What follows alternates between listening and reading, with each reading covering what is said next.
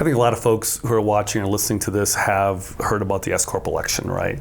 And it's a common thing. We're trying to eradicate this thinking client by client, but there's no such thing as a corporation. It's a tax effect. So you have to have an underlying entity, right? The primary ones are LLCs, the professional version of that, the PLC, a corporation, or the professional version of that, the PC.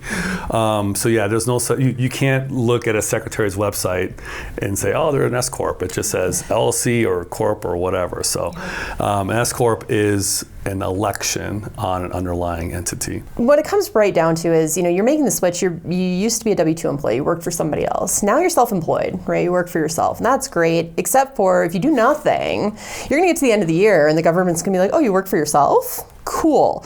We would like a bite of your entire income. We're gonna call that self-employment tax. And basically it's payroll taxes that you're used to paying on your wage, but now you're gonna pay on your entire gross income if you do nothing, right?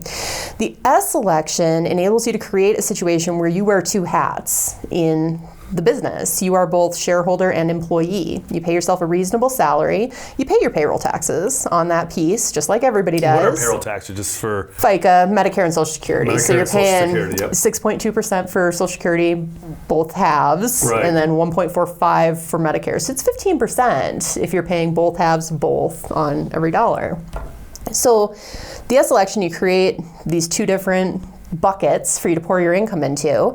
You pay your payroll taxes on the W-2 piece. Great, you've done your part.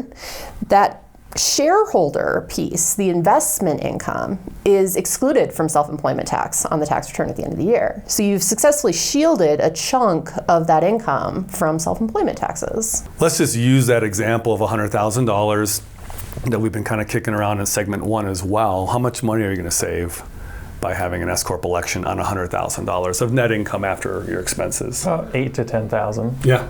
Mm-hmm. Yep, $8,000 to $10,000 because we're only paying that Medicare tax and Social Security tax on, let's say, $40,000 in salary or $50,000 or some number like that. So absolutely. So we have the savings of Social Security and Medicare tax. That is the big advantage of an S corporation. So now, this is a little bit tricky, right? When we start looking at converting somebody, they are a W-2 until, let's say, June 30th, July 1st, half of the year, they're going to convert to a contractor, and they ask, should I create an entity? Should I do the S Corp election? And what's your answer to that?